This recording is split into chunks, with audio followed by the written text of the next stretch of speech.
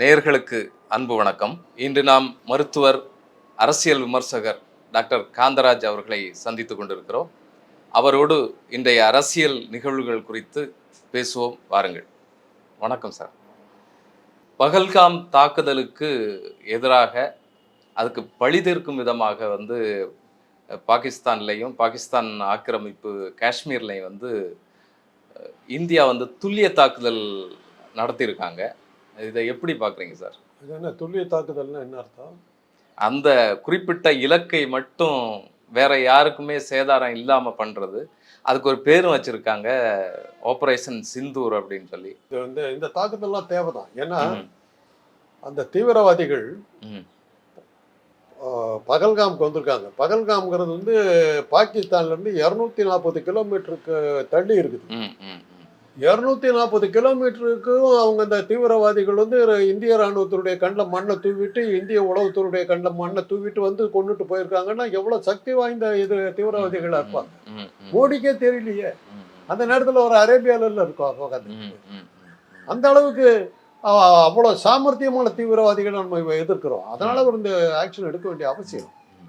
240 mile இந்திய ராணுவத்துக்கு தெரியல, இந்திய உளவுத்துறைக்கு தெரியல, வந்துட்டு போறாங்கன்னா எவ்வளவு சக்தி வாய்ந்த எதிரி. அதை ஞாபகம் வச்சுக்கணும். இல்ல எல்லாரையும் ஒழிச்சிட்டோம், அதனால இன்னும் சமாதானமா இருக்கலாம் அப்படின்னு நினைச்சிட்டாங்களா?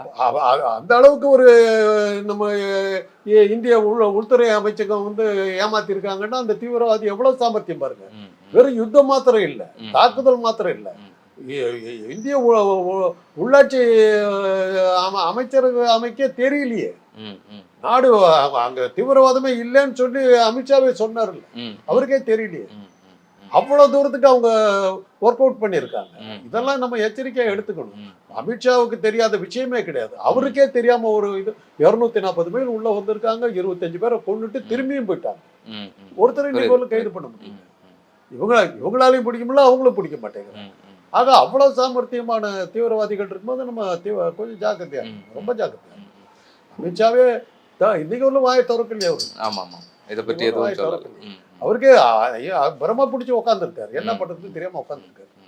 இவ்வளவு ஒருத்தர் எல்லாத்தையுமே அடிச்சுட்டோம்னு சொல்லிட்டு இருந்தோமே, அப்ப நம்மளை ஏமாத்திட்டாங்களே அப்படிங்கிற இது இருக்குது. இதெல்லாம் இருக்கு. ஆக அமித்ஷா போன்ற ஒரு திறமையான ஒரு உள்ளாட்சி அமைச்சர் இருந்தும் கூட தடுக்க முடியலன்னா எதிரியுடைய பலத்தை நம்ம யோசிச்சு பார்க்கணும். நம்ம சாதாரணமா இருக்க முடியாது. ரொம்ப எச்சரிக்கையா. இதுல பல்வேறு நாடுகள் இந்தியாவுக்கு ஆதரவு தெரிவிச்சிருக்காங்க. குறிப்பாக ஜப்பான் வருத்தத்தை பதிவு பண்ணியிருக்கு. இது தொடரக்கூடாது, இதை வாய்ப்பாக வச்சு இந்த யுத்தம் தொடரக்கூடாது, அவங்களுடைய அனுபவங்கள்ல பேசுறவங்களா இருக்கும். ஆனா சைனா வழக்கமாகவே பாகிஸ்தானுக்கு முழுக்க முழுக்க ஆதரவு தெரிவிக்கக்கூடிய நாடு. ஆனா இன்னைக்கு பாகிஸ்தான் மீது இந்தியா நடத்திய தாக்குதல் வருத்தம் அளிக்குது அப்படின்னு சொல்லியிருக்கு.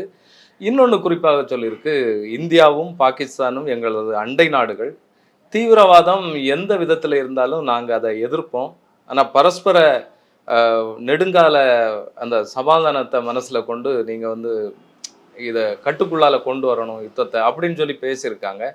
இது வழக்கமான குரலை விட கொஞ்சம் தனிஞ்ச குரலாக இருக்க சீனாவுடைய குரல். இது இந்தியாவுடைய வெற்றியாக பார்க்கலாமா? அப்படி என்ன எடுத்துக்கணும். ஏன்னா ஏற்கனவே அவங்க ஒரு 500 மைலுக்கு மேல பிடிச்சிட்டாங்க.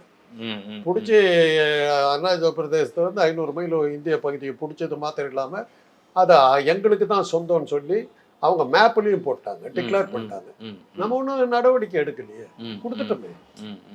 இப்படி கச்சத்தீவை கொடுத்தோம், பேருபாரியை கொடுத்த மாதிரி அந்த பகுதிகளை அவங்களுக்கு கொடுத்துட்டு நம்ம ஒன்றும் போராடலையே. ஆனா அதே சமயத்துல இங்க பாகிஸ்தானுக்கு எதிர்ப்பா போராடிட்டு இருக்கோம். அதனாலதான் அவங்க நினைக்கிறாங்க ஒருவேளை இது அப்படியே நம்ம பக்கம் வந்தாலும் வந்துட போறாங்கன்னு. அப்படி போராடுவாங்க, நம்ம இந்தியா போராடுன்னு தோணல. அப்படி பார்த்தா தினசரி இலங்கை கடற்படை நம்ம தமிழ் மீனவர்களை அடிச்சு உதச்சிக்கிட்டு உடைச்சு தள்ளிக்கிட்டு இருக்காங்க. இந்தியா ஒன்றும் நடவடிக்கை எடுத்ததா இல்லையா? ஃப்ரெண்ட்லியா தானே இருக்கு. ஆனா அதுக்கு இன்னொரு இது கற்பிக்கப்படுது, தமிழர் எதிர்ப்பு மனநிலை அப்படிங்கிற ஒரு விஷயம் அதுல கற்பிக்கப்படுதே சார், இலங்கைக்கு எதிரான விஷயத்துல. யாருக்கு? தமிழருக்கு எதிரான இது ஆரிய திராவிட அந்த எதிர்ப்பு மனநிலை யாருக்கு? அந்த மத்திய அரசாங்கம், மத்திய அரசுன்னு ஒழுங்கா சொல்லுங்க. ஆமா ஆமா, சைனாவுக்கு தமிழர் எதிர்ப்பு நிலை இருக்கு. மத்திய அரசு இதை கவனிக்கல. இந்தியானாக்கா நம்ம இந்தியா அவங்க நம்ம இந்தியாவில் இல்லைங்கிறதுக்கு இது ஒரு அடையாளம். தமிழ்நாடு இல்லைங்கிறதுக்கு இது ஒரு அடையாளம்.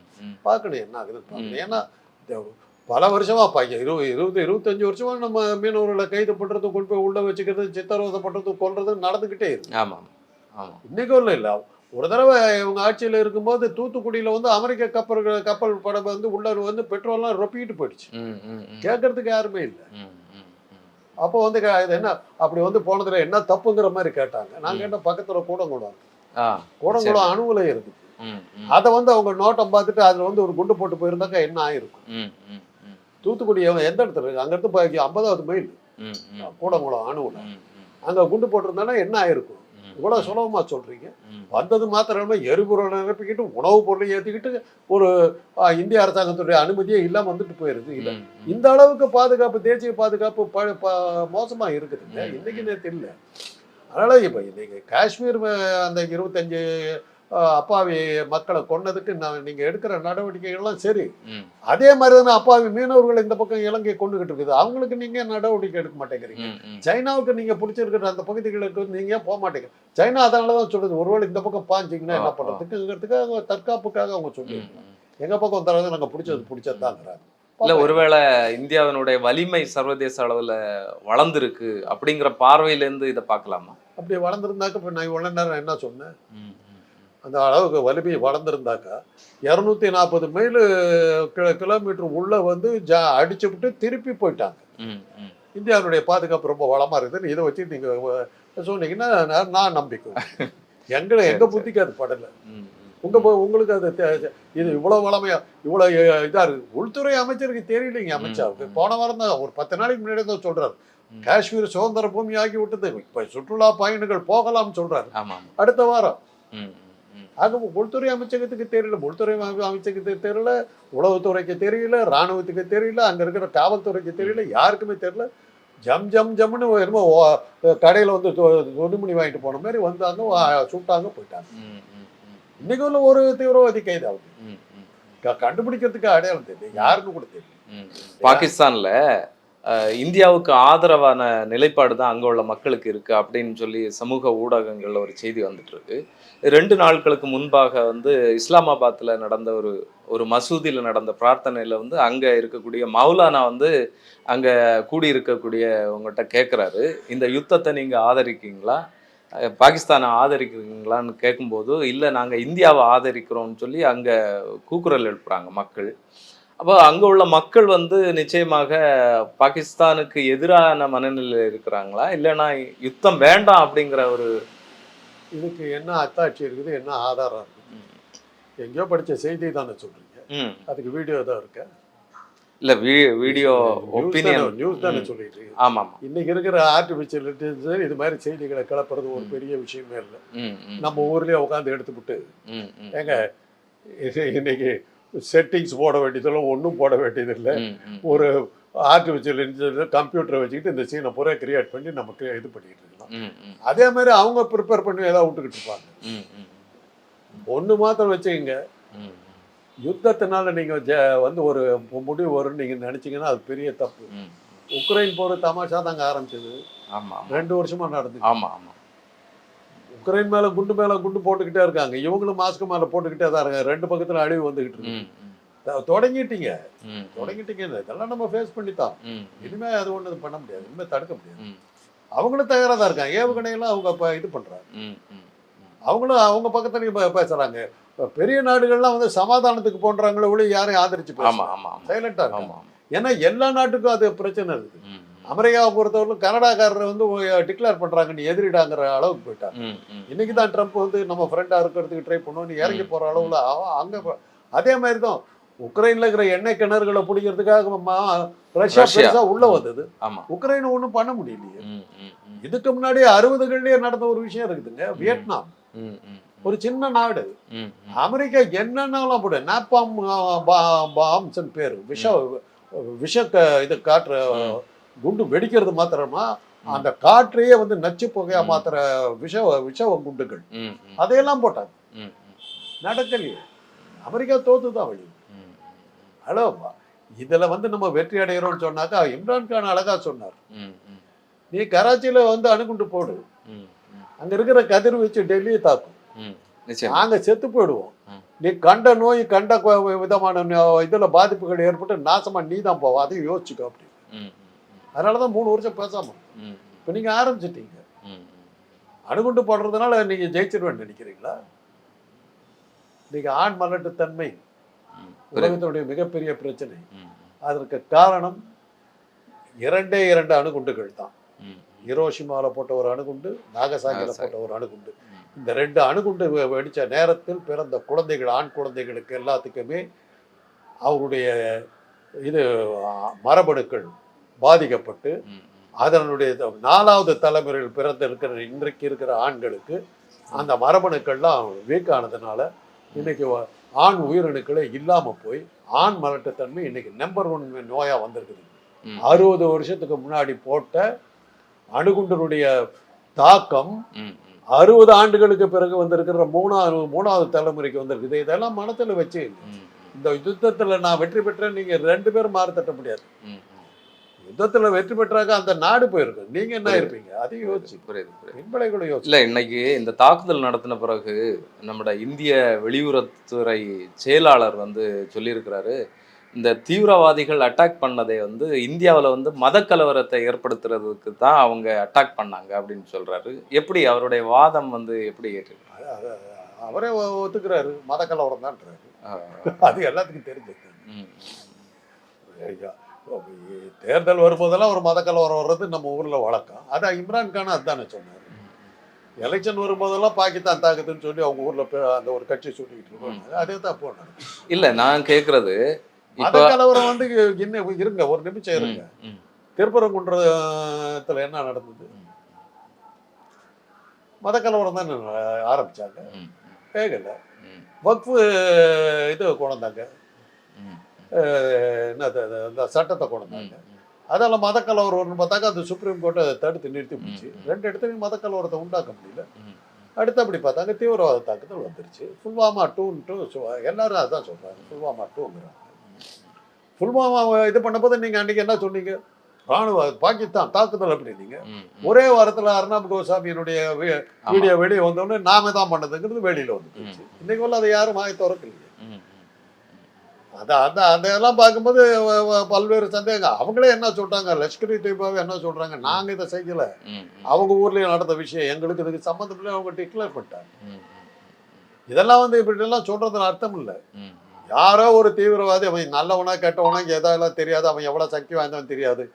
240 மைல் இந்திய ராணுவத்தின் கண்ணில் மண்ணை தூவி விட்டு, இந்திய உளவுத்துறை கண்ணில் மண்ணை தூவி விட்டு, இந்திய உளவுத்துறை இது உள்ளாட்சி அமைச்சகத்தினுடைய கண்ணில் மண்ணை தூவி விட்டு, அமித்ஷாவுடைய கண்ணில் மண்ணை தூவி விட்டு 25 பேரை கொண்டுட்டு போயிருக்கிறோம். அவ்வளவு பயங்கரமான ஒரு தீவிரவாதம் வந்திருக்குது, நம்ம இழந்திருக்கிறோம். அது மாத்திரம் இல்லை, தெற்கு பகுதியில் எடுத்தீங்கன்னா இலங்கை நினைச்ச போதெல்லாம் கடலோர காவல் படைன்னு ஒண்ணு இருக்குதுங்க, கோஸ்ட் கார்டுன்னு ஒண்ணு இருக்குதுங்க. அவங்க என்ன பண்ணிட்டு இருக்காங்க? அவங்க கண்ணில் மண்ணை தூக்கிட்டு தானே இலங்கை கடற்படை வந்து தமிழ் மீனவர்களை கொண்டுகிட்டே இருக்காங்க. ஆக இந்த தெற்குலையும் வந்து கடலோர காவல் படையால கையாளாகாதத்தான வெளியே வந்துருச்சு. ஆக வடக்கில் பார்த்தா காஷ்மீர்லயும் உளவுத்துறையும் ராணுவமும் சரியா இல்லை, தெற்குல பார்த்தாக்கா கடலோர காவல் படைன்னு வச்சு இதுவும் சரியா இல்லை. ஆக நம்முடைய ராணுவ பாதுகாப்பு என்னவா இருக்குது? பாதுகாப்பு இல்லைங்கிறது தான் இது நமக்கு தெளிவா தெரியுது. ஆக அதனாலதான் இப்ப நீங்க எடுக்கிற நடவடிக்கை, அதனாலதான் ராகுல் காந்தி உடனே சொல்லிட்டார், நீ எடுக்கிற நடவடிக்கை சப்போர்ட். புரியுது. இன்னைக்கு மோடி தான் இதுக்கெல்லாம் பொறுப்படுத்திட்டு செய்யணும், அவரும் அமித்ஷாவும் தான் செய்யணும்.